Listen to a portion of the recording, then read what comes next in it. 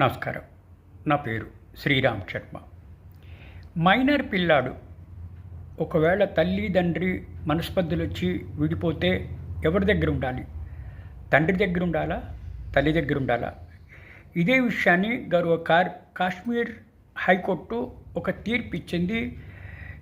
Justice మోకా కుజియా ఖాజ్మీ. ఈ కేసులో minor బాలుడు తండ్రి దగ్గర ఉన్నాడు. తల్లి హైకోర్టులో habeas corpus writ petition file చేసింది. ఇట్లా మైనర్ బాలుడు తండ్రి దగ్గర ఉన్నాడు, ఇది ఇల్లీగలు, అన్యాయము, నాకు ఇచ్చేటట్టుగా ఆదేశాలు ఇవ్వాలి అంటే ఇరుపక్షాల వాదనలు వినిన తర్వాత గౌరవ హైకోర్టు ఈ విధంగా తీర్పిచ్చింది.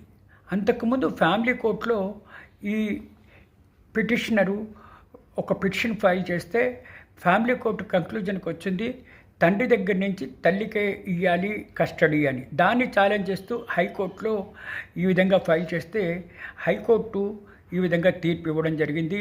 Single judge justice Moksha Khajuria ఖాజ్మీ.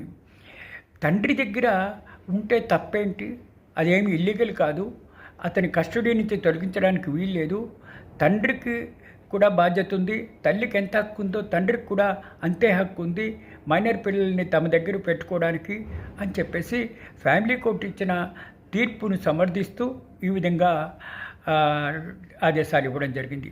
ఈ తీర్పు బట్టి మనకి తెలిసేది ఏంటంటే మైనర్ పిల్లలు తల్లి దగ్గరైనా ఉండొచ్చు, తండ్రి దగ్గరైనా ఉండొచ్చు, కేవలము తల్లి దగ్గరే ఉండాలి అన్న రూల్ ఏం లేదు అని.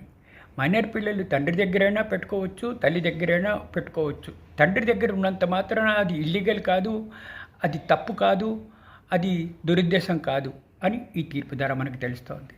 Thank you.